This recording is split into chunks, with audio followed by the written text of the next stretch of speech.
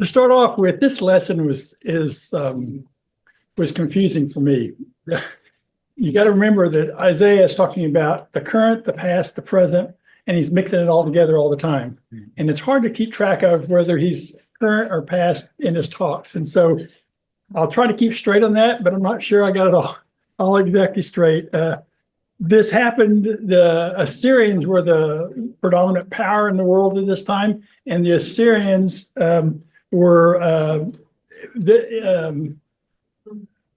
we'll see that they came and took people away in two different groups. They took the North Kingdom way and the South Kingdom way. And the words for this are what's happened and what's going to happen.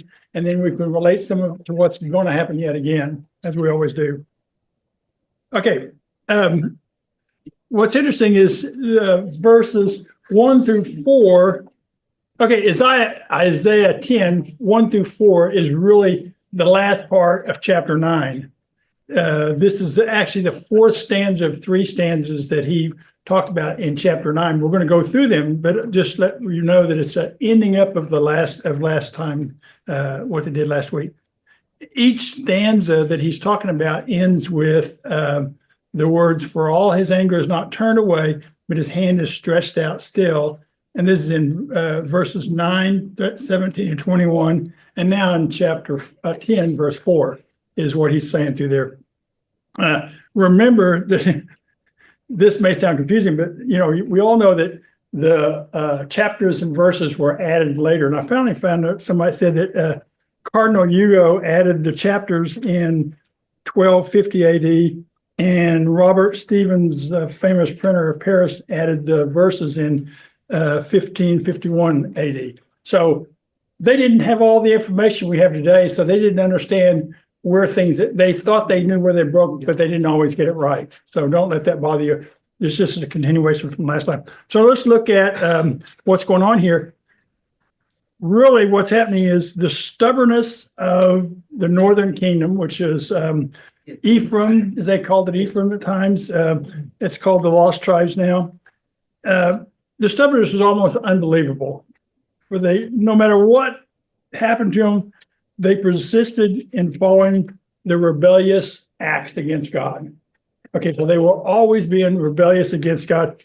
Now, these are his chosen people. These are the guys that have a word from God written down that no other nation has. And they go, no, don't want to follow you. Now, the thing is that we're going to see that what God is saying in all this stuff here is there's going to be a remnant in Judah, the southern kingdom, because he puts a remnant there. That's his deal. The northern kingdom is what he said was, everyone is profane and evildoer, and every mouth speaks folly. That was in verses 9:17. In other words, he's saying those guys are really bad. We just wiped them off for now. Well, that's why you hear about it being, if you look at today's time, the 12 tribes of Israel, you'll only hear about the two, Judah and Benjamin, because the other 10, they say, are the lost tribes. Man's lost them, but God hasn't lost them, of course. The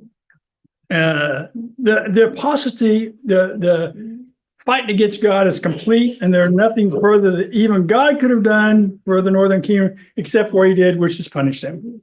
Okay, so he's going to punish them for what all's going on. So he's going to be directing the way God does his plan. Mine is the key on this. Is to direct the circumstances around people that will make things happen the way his plan is going to be. Okay, and I always laugh about this. Satan knows that things are going to happen, but he doesn't know the time. God doesn't tell him that. So he has to keep raising up an antichrist, a prophet. He has to keep doing all that over and over and over and over and over, because he doesn't know when it's going to happen. He has to have somebody ready. God knows exactly when it's going to happen. I mean, one of the things we're talking about, Isaiah, the time is short. Well, God won't let everything happen until the last person that's going to become a Christian is born. And then if you consider the age of reason, so that's what, at age 10? So at age 10, so 10 years ago, God could have said the last Christian's born. because he didn't lose any of them. They already chose them. He did it before he built the world. He knew all of us by name, what was going to do to us. He knew all that. He knows when the last one is. We don't. So for us, it's short. For guys like me, it could be even shorter. I'm old. Not that you guys are, but I am. I know that. So I mean, our time gets short. We got to remember the time. So that's what he's kind of going through here with Isaiah as he goes through these things. And he gave the prophecies for a long time, and it was for a long time in the future. But we don't know for us specifically when our time is out. When our time is up. So we always think the time is short. So let's look at the somebody read verses 1-4. Woe to those who make unjust laws, to those who issue oppressive decrees, to deprive the poor of their rights and to withhold justice from the oppressed of my people, making widows their prey and robbing the fatherless. What will you do on the day of reckoning when disaster comes from afar? To whom will you run for help? Where will you leave your riches? Nothing will remain but to cringe among the captives or fall among the slain. Yet for all of this, his anger is not turned away. His hand is still upraised. So he has a denouncement against who? The lawgivers, the judges, political rulers, governors, people that made the unrighteous laws that were agreeable for God. The laws were injurious to people, properties of men, and they were calculated to oppress the good men, especially the poor, and for the protection of the wicked men who made no conscience of spoiling them.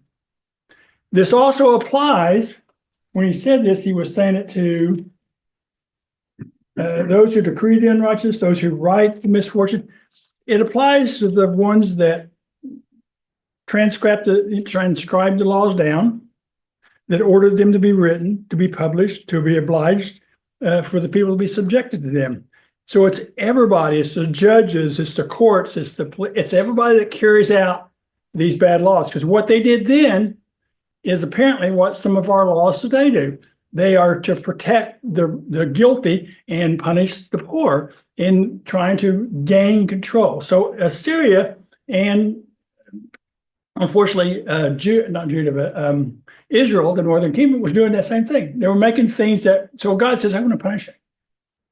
Okay, you've been doing all this stuff, and he's going to punish you. And the laws were made, some really interesting stuff, made to discourage the poor from any application of justice. In other words, it was made so that it was oppressive to them, so they didn't even have a chance at getting justice in the court system. They were harassed.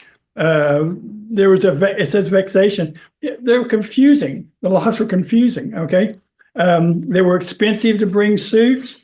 And they were obliged. The laws were made so that the poor could not gain and the rich and the bad could gain. Okay. That's the way the laws were done. It's probably not the same thing as today, but there's nothing new under the sun, right? We do the same things right now of what's going on then. On that note, so that I won't get confused later on, I believe that this is a Keelonism, I guess. This whole book, this chapter especially, is talking about Israel specifically and what's going to happen to them because of what they've done. We do the same thing, so it may apply to us only in that God doesn't like this. Okay, we can take note of God didn't like, but I think this chapter is trying to tell them this is specifically what's going to happen to Israel for not doing what they said, because there's some specific locations that are mentioned. So I think he's talking, right to the people, so that later on, when in Isaiah, when he gets to talking about Christ is coming, they'll be able to see some of these things happen before that 700 years is up. They'll see it and they already go, da-da, this is true. Just like we see the Old Testament and we, as Christians, see it, study it, and say, if all that was true, all this stuff about the end times, I'm thinking it's true too. Okay, so it gives you that confidence that what the Bible is saying is true. Okay, he talks about protecting the fatherless. The fatherless is a word used by the Hebrews, which means orphans. Whenever you hear the word orphans, it really means the fatherless. It's not just necessarily those that have a mother, but it's those that don't have a father. They're considered orphans also, because a father is critical in a family structure. Duh. If we would make our laws to make that work better, then we would have a better country ourselves. Okay. And it's an indictment against not only Israel, but we'll see against all the world. Okay. Okay, so then in verse 3, Isaiah asks 3 questions. First one was, is there what will be the day, what will you do in the day of punishment and the desolation that will come from afar? Well, the coming from afar is going to be Assyria, but what are you going to do? You're going to go be in captivity. Okay. He's asking this, what's going on? And then in the second one, to whom will you flee for help? Well, you used to flee to Rezin, the king of Syria, and it fell. Oh, it fell again yesterday. Yeah. There'll be stories going around. It's chaos. Yeah. Oh, that's the chaos they had back then. It doesn't change. Okay. And then he's going to say, and where will you leave your glory? Basically, all this stuff you've gotten ill-gotten, and now you're going to be put in captivity. Where are you going to store it? You can't go to the U-Haul and put it over here until I'll claim this when I get back. No, it's going to go away. All you bad guys are going to get all your stuff taken away from you. Have to start over. Let's go to verse 4. Yeah, verse 4 says, without me they shall bow down among the prisoners, and they shall fall among the slain. They're going to be 2 different takes on that. One is that there's going to be mass destruction of everything. The other one is that the people are going to be seeing the destruction so much that they're going to play dead among the prisoners. They're going to hide among the prisoners. They're going to hide in the people falling dead in the streets. Okay. I mean, we see the same thing happening today. I mean, the soldiers for Assad were changing their clothes in the street so that they look like civilians. I mean, that's that protectionism. People in Damascus are already panicking about food.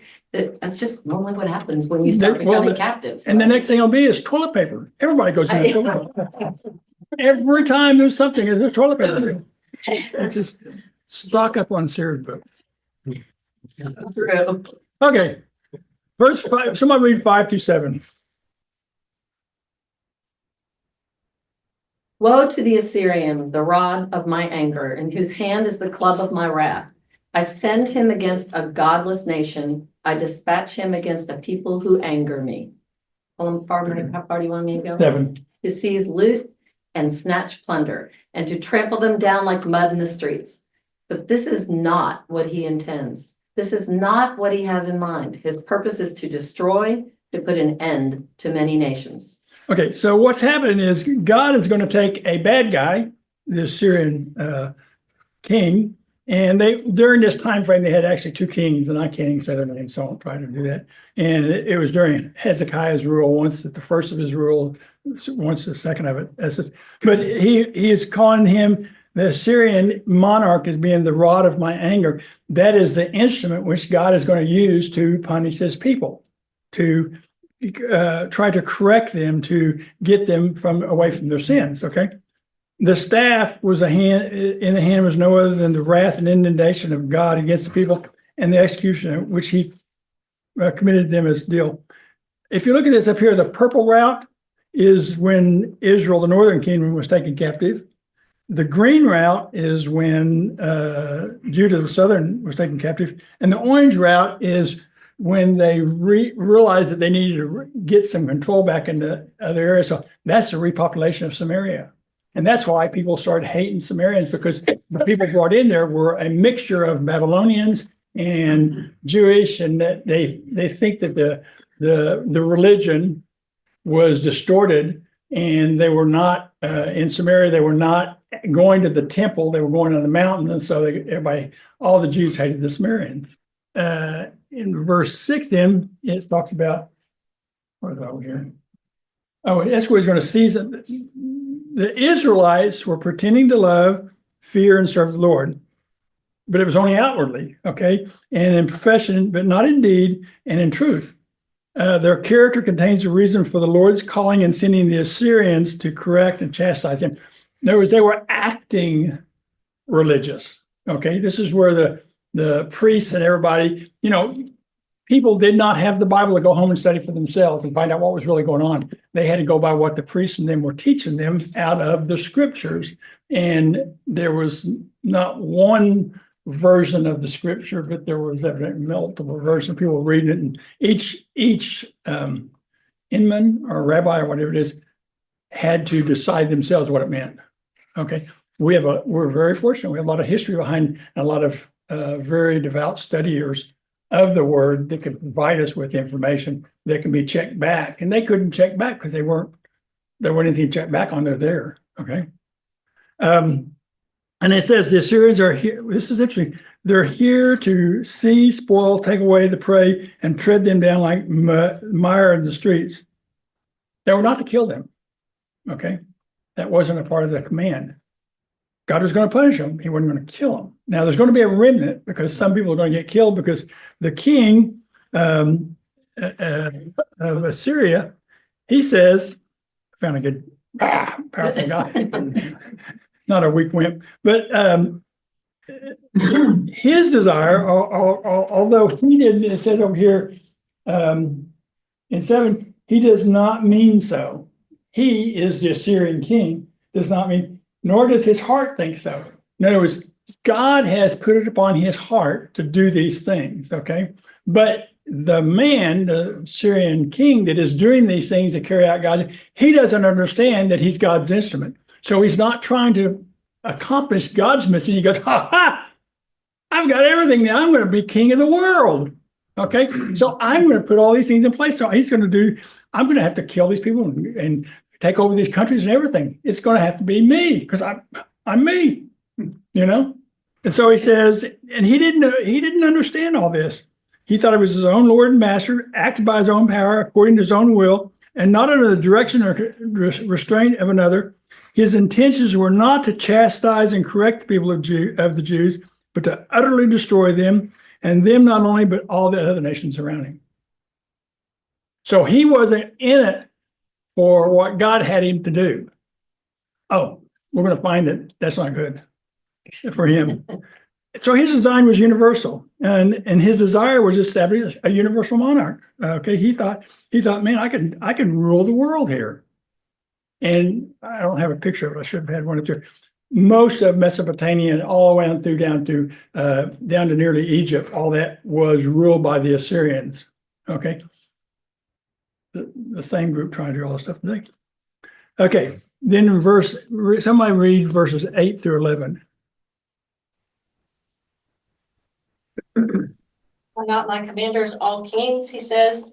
Has not Calno bared like Archemish? Is not Hamath like Arcad, and Samaria like Damascus?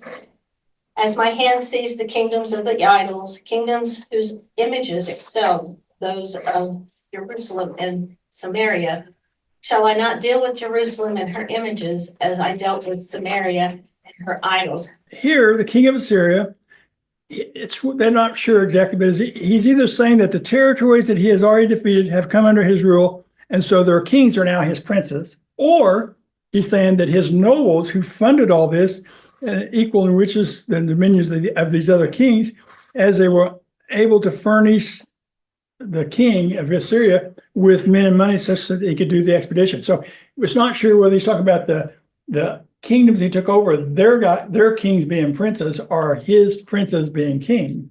Okay, it's kind of fuzzy about which way, but either way, he's just saying, I've conquered everybody, it's a big deal. And then in verse 9, he's talking about the battles.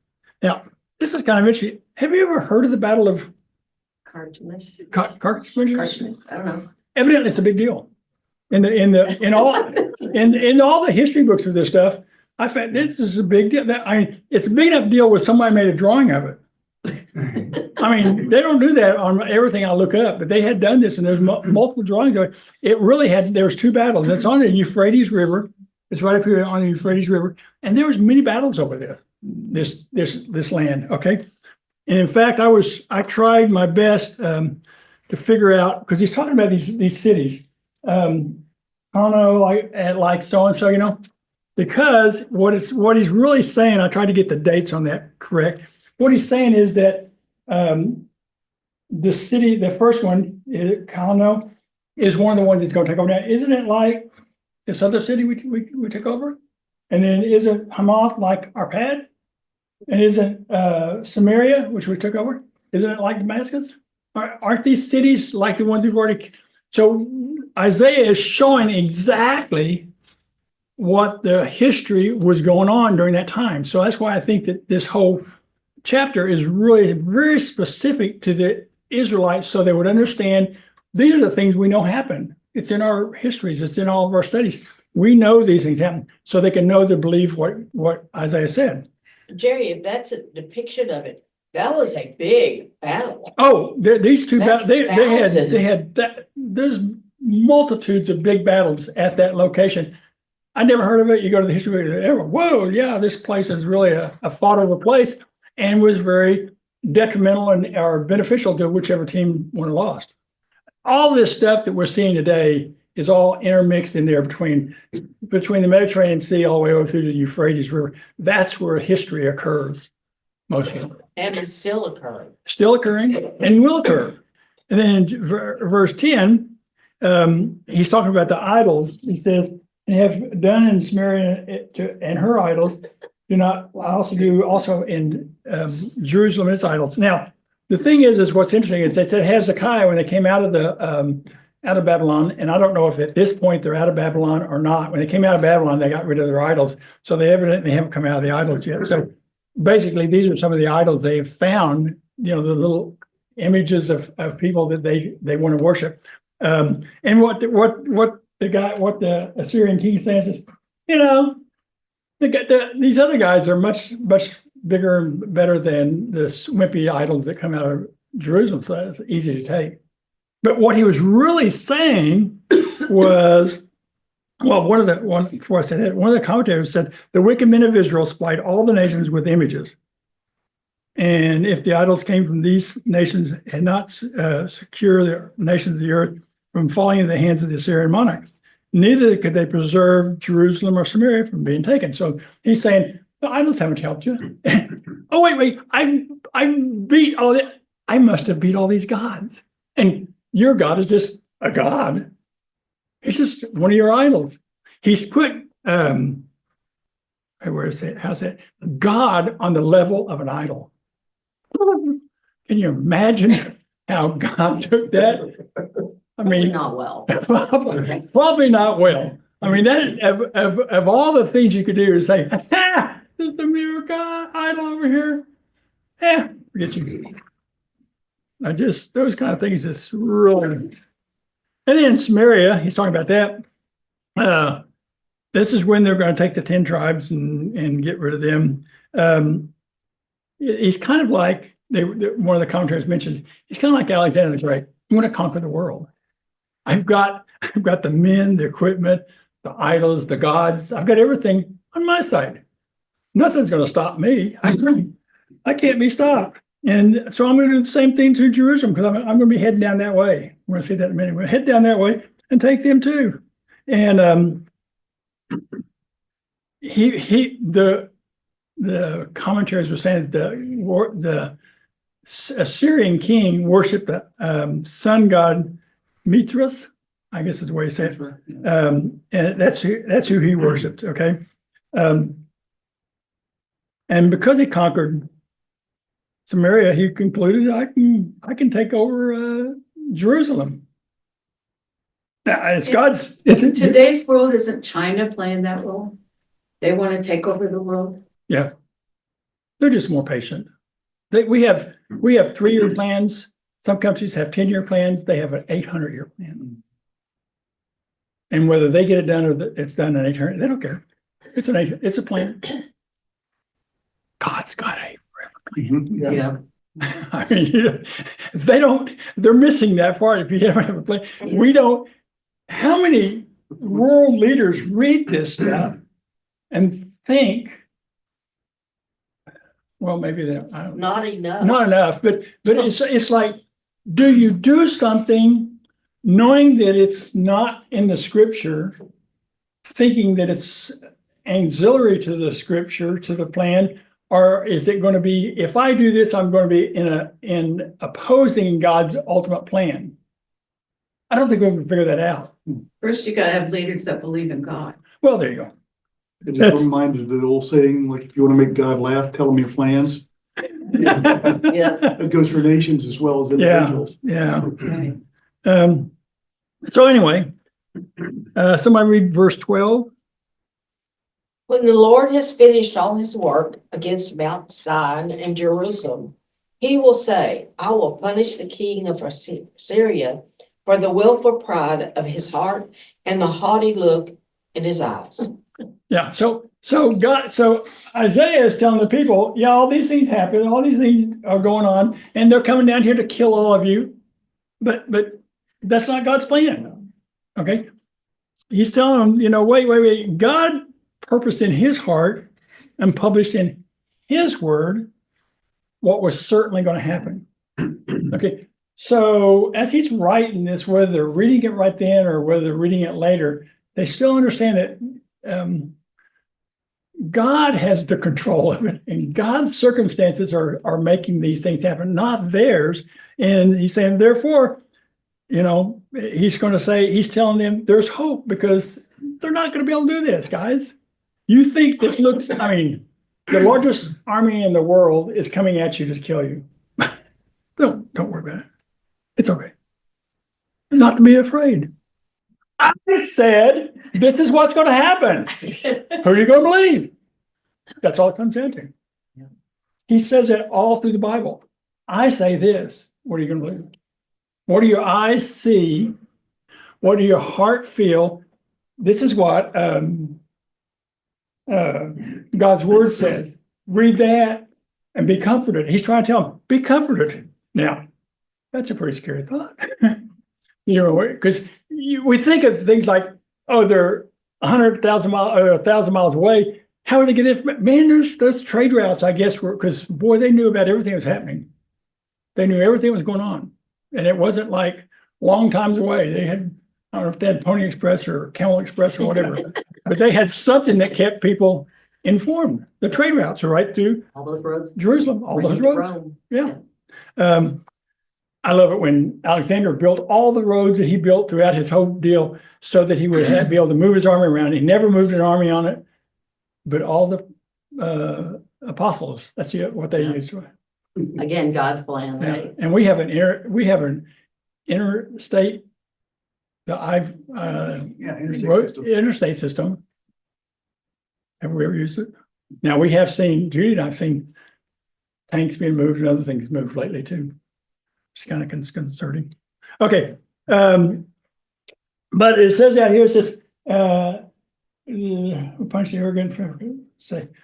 So this one says, and apparently we're going to find out later on that the Assyrian army nearly died at Mount Zion. Okay, they come down there, they can see, and we'll get into that in a little bit. But somebody read Isaiah 37, 33, 38. This is what the Lord says about the king of Assyria. His armies will not enter Jerusalem to shoot their arrows. They will not march outside its gates with their shields and build banks of earth against its walls. The king will return to his own country by the road on which he came. He will not enter this city, says the Lord. For my own honor and for the sake of my servant David, I will defend it. Yeah, he will defend it. If you have a defender, that might be the one you choose. I mean, if you think about it, who he has at his, we'll find out later what all he did. But in reference to the Assyrian king's invasion, God designed it to do good to Zion, Jerusalem by his providence, by his circumstances, okay? When God brings his people into trouble, it is to bring sin to their remembrance and to awaken them to a sense of their duty, to teach them to pray and to love and help one another. When these points are in some measure gained by affliction, it shall be removed by mercy. So he's bringing the Jewish nation under punishment for their sins, but he's going to give them mercy later on. Now, the later on may not be here. It may be talking about the mercy at the last 3 years of the tribulation when they become supernaturally, miraculously saved. Okay, so, but he's gonna show them mercy. Did you want to hear through 38? No, 37. Oh, 38, yeah, I'm sorry. Did I stop you too Let me soon? read the rest of the story. Okay, That night, the angel of the Oh, Lord yeah. went out to the Assyrian camp and killed 185,000 Assyrian troops. When the surviving Assyrians woke up the next morning, they found corpses everywhere. Then King Sennacherib of Assyria broke camp and returned to his own land. He went home to his capital of Nineveh and stayed there. One day, while he was worshiping in the temple of his god Nisroch, his sons Adremelech and Sharezer killed him with their swords. They then escaped to the land of Ararat, and another son, Esarsh, oh boy. whatever. Let's call him, oh boy. Esarhaddon became the next king of Assyria. Yeah. I didn't know if that was it. Here, my note was 185,000, but we're going to talk about that in a few minutes. Also about some other examples that Isaiah shows about that. So let's go on. Somebody read 13 through 14. So, and 13 is continuing on about the king of Assyria. Right, He says, for he said, that's the king of Assyria, Right. by the strength of my hand, I have done this. And by my wisdom, because I have understanding, I removed the boundaries of nations. I plundered their treasures. Like a mighty one, I subdued their kings. As one reaches into a nest, so my hand reached for the wealth of the nations. As people gather abandoned eggs, so I gathered all the countries.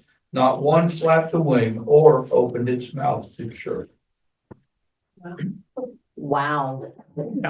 I did it. I did it. I mean, in case you missed it, Lord, I did it. I'm the one. Even worse, it got quoted in the Bible. Do what? Even worse, it got quoted in the Bible. Even worse, I got quoted in my, that's not where you want your quote to be found in that respect. That's right. But through his arrogant and haughtiness in things of civil nature, as in vanity, is resented by the Lord. Okay, because so all these things, even though they're going on today, could bring punishment to us, but not in the same realm because of all the details of this. He's trying to do this for Israel. And he says he's removed the boundaries by subduing kingdoms, adding them to his own, so they're no more a distinct government, and transplanting the inhabitants to new places, making colonies and settlements. You know, I should look that place. I think at one point God said, here are the nations of the world. He named 71 of them. You know how many there are now? Used to be 187 when I was in business. I think it's 213 or something now. Not exactly sure. So we've not listened to his understanding of what the nations are. We've decided to change them ourselves. Russia is trying to change their boundaries. Israel and Hamas and Hezbollah and Iran, Syria, those guys keep changing all the time, and they don't realize that, of course, they all live in Israel's nation. Mhm. All those bad guys live in Israel's nation, and they don't even understand that. But he's saying, you know, hey, I did all that myself, right? And then he says, as one gathers the eggs that are left, what he's saying is, you can go up and pick eggs out of a bird's nest. If the bird's not there, that's no big deal. He's picking. If they're there, they'll flutter their wings and peck at you. Which, you know, if you're big enough, you can stand it. But you know, why even do that? Just go pick them out when you. And that's why these are like what this guy did. I can take these nations as I wish. I'm so powerful. I'm not going to fight back. Okay. It says one of the comments says no one chattered, clucked, or expressed any grief, uneasiness, or resentment, and their mouth spoke not a word of opposition. But there will be retribution. Oh yeah. Oh yeah. Well, in the the Ezekiel battle 38-39, it talks about Deidre, somebody else, and Tarsha and its young lions, and we're one of the young lions. Young lions is a idiom for the nations that came out of it. And they said they stand on the sideline of this battle and scream and yell and do nothing. Okay, so that's what a lot of people do, is nothing. You know, they watch it, but they're not listening, they're not studying the scripture to find out what the response should be to these things. They Okay, get jobs at MSNBC. you what? They get jobs at MSNBC. Yeah. I know. There you go. There you go. That was the Assyrian kingdom at the time. Empire was a lavish, big deal. It was really good. I think it moved down to Babylon and back and forth to different places in there. Okay, somebody read 15 through 19. Shall the axe boast itself against him who chops with it? Or shall the saw exalt itself against him who saws with it? As if a rod could wield itself against those who lift it up, or as if a staff could lift up, as if it were not wood. Therefore the Lord of hosts will send leanness among his fat ones, and under his glory he will kindle a burning like the burning of a fire. So the light of Israel will be for a fire, and his Holy One for a flame. It will burn and devour his thorns and his briars in one day, and it will consume the glory of his forest and of his fruitful field, both soul and body, and they will be as when a sick man wastes away. Then the rest of the trees of his forest will be so few in number that a child may run them. Okay, basically what Isaiah is telling the king, okay, is the axe can't axe. It can't pick itself up. It can't do its own work. It can't do that. And then what was the other thing? The staff, it can't do what it can't make the holder do things. It's the staff.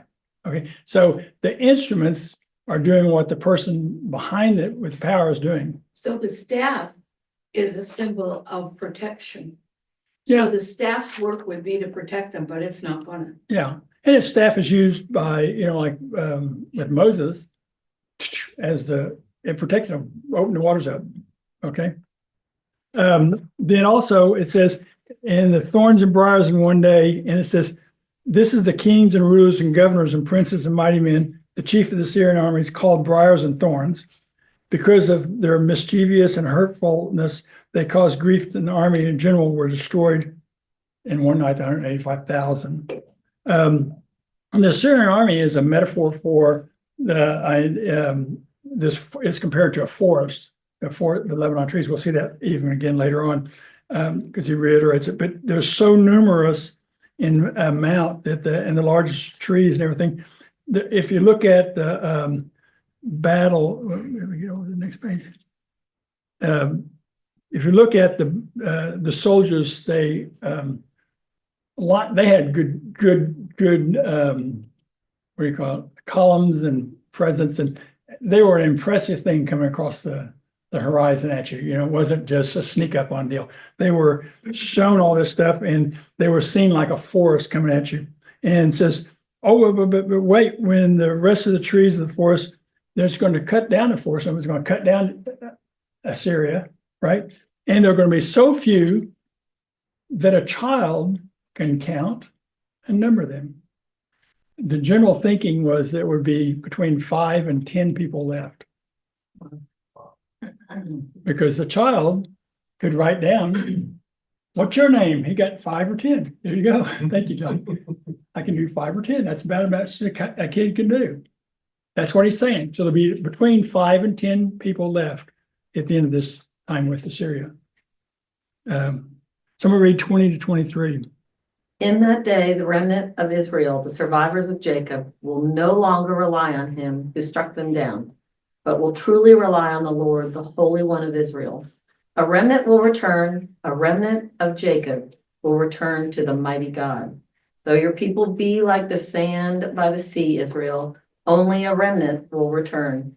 Destruction has been decreed, overwhelming and righteous. The Lord Almighty will carry out the destruction decreed upon the whole land. Yeah, so the remnant, the small number, and they're going to survive through all this to the end. And they're never to rely on a peace treaty. So what's everybody in the world trying to get them to do right now? Peace treaty. A peace treaty. God says, don't do a peace treaty, period. I will protect you. You don't need a peace treaty. Go do your business. You don't need a peace treaty. They just tried to sign that one with Hezbollah It lasted, Yeah, what, whatever. 14 minutes? Yeah. I mean, they don't, the peace treaty don't last very long anyway. The peace treaty they signed with the Antichrist, Yeah, it's gonna fall apart too. it's gonna fall apart too. Okay, so every time you do it, they do a peace treaty, it's not for their own bit, it's not for their own good if they just read this. Because they don't read this, that's God's blinding the thoughts and minds of the people because it's his plan, the way he's gonna show them what's going on. But they keep trying peace treaties and they're not gonna work. It's not, Well, the world is kind of forcing them into it. well, and God will allow it to happen like it's gonna happen, to Yeah. keep his plan going, right? Yeah, plan. Okay, somebody read 24:27, quick. Therefore, this is what the Lord Almighty says. My people who live in Zion, do not be afraid of the Assyrian, who beat you with a rod and lift up a club against you as Egypt did. Very soon my anger against you will end and my wrath will be directed to their destruction. The Lord Almighty will lash them with a whip, as when he struck down Midian at the rock of Oreb, and he will raise his staff over the waters as he did in Egypt. In that day, their burden will be lifted from your shoulders, their yoke from your neck. The yoke will be broken because you have grown so fat. Okay, so what's happening is he's given really an idea of what happened. He says, look, the scourge is going to come like what happened at Gideon's victory against the Midianites. That's 185,000. Okay, they didn't see them. They put their lanterns in there. They broke them open, and the people got. Excuse me. This is not like the 185,000. This is where they had the soldiers in there, and they broke the lanterns. They had their lanterns lights up there, and the people got so confused they killed each other. So the other one was the angel of the Lord, and this one was they killed each other because they were confused. They didn't know what was going on. There's all these people all around them, and they thought they're going to be, and they were running and panicking. Okay, so they killed each other. God's way of doing it. And in the matter of Egypt, it was like God gave Moses a staff to hold up and part the waters of the Red Sea to protect the remnant. The burden he talks about in there is the taxes imposed by the king of Assyria on them. Then in verse 27, somebody read 28-32.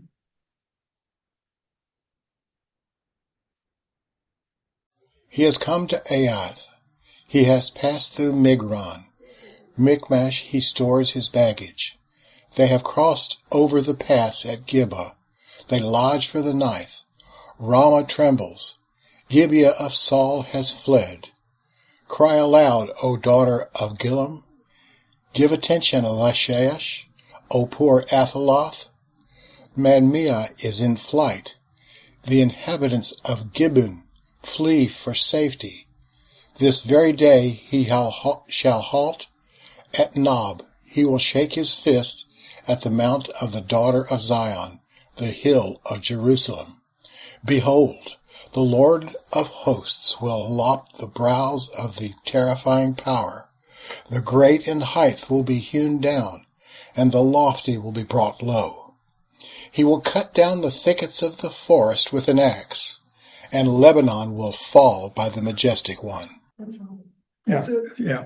So really what he's doing is this is the route of the Assyrians coming down to Jerusalem. So we've said they're already going to be beat. Now we're showing the path they're going to come down to. And he's given off all these different places in there. When he talks about at Mishmash or whatever it is, I has attended to his equipment. Basically what he did there is he dropped off all of his heavy artillery.